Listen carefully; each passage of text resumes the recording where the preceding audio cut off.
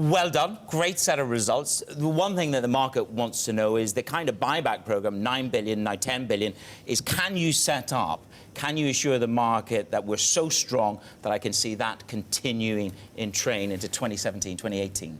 Well, it's the right question to ask. There's no doubt that when you look at capital levels across European banks, we are one of the few banks actually with a large buyback. We're in a fortunate position to have a large excess capital position and therefore feel very confident in our buyback. You're right, it's the third year in a row now we're doing buybacks.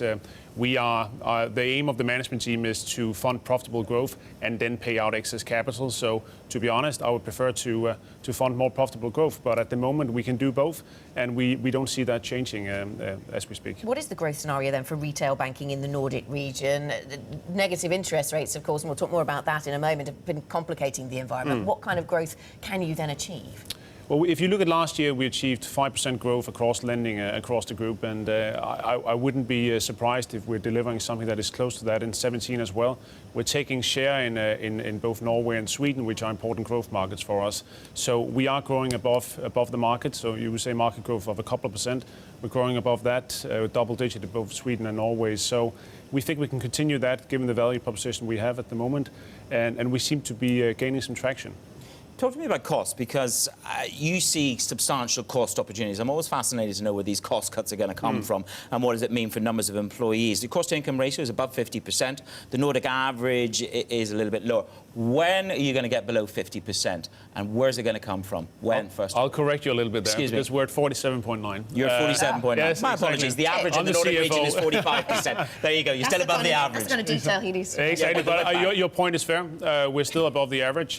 We brought down absolute cost every single year, 5 years in a row now, and we'll continue to do that. We don't manage for cost-income ratio. That's important for us. In the end, it depends on the business mix you have. We have a different business mix than some of the peers you're referring to. They're pure retail banks, but we still need to bring costs lower. We've had a top-line challenge compared to some of our Swedish peers that you compare us to, but we continue to bring down cost also in 2017. Which I think is quite unique. One of the ways that you're trying to tackle the negative interest rate environment in Denmark is around diversifying the income stream.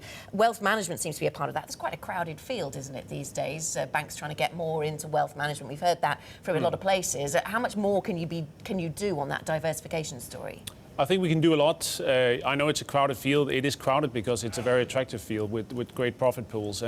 And we feel that in the last couple of years, we haven't been using the scale of the business well enough. You can say we've been punching a little bit below our weight. That's why we announced a wealth management unit last year where we combined our life and pensions, asset management and private banking efforts.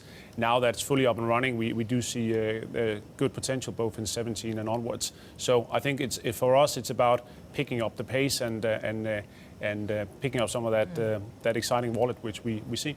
Jacob, there's one story. It's the top of the agenda for everybody. It's the proposition that Donald Trump will go after regulatory change. He's also, we understand, some officials have contacted the Fed and said, look, pull back a little bit in terms of your discussions on Basel. So give us your take in terms of if Dodd-Frank is reviewed significantly, how do you see the consequences playing out for you and for European landscape?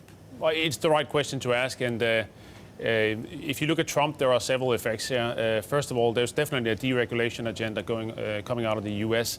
I think for us, we're a little bit conservative in our approach. Let's not celebrate too early, but I think there are some elements that are right in terms of the deregulation agenda.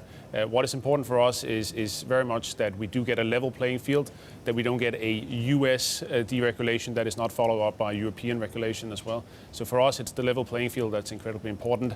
There's a lot of thunder at the moment, but let's see what the concrete measures will actually be.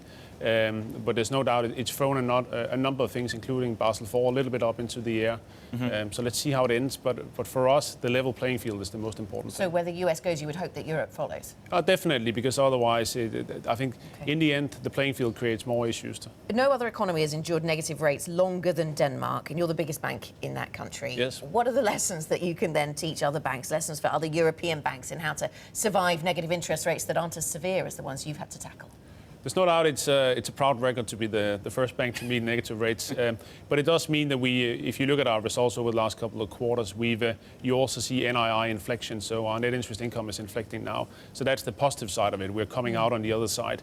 I think what is important, and I think the biggest lesson has been the need to reprice other services. As a bank, you're set up to basically make money on liquidity, your clients' liquidity, which suddenly gets thrown up in the air in a negative rate environment. So we've been rebalancing the business model, charging for new services, but also, you can say, defining new value propositions for our clients.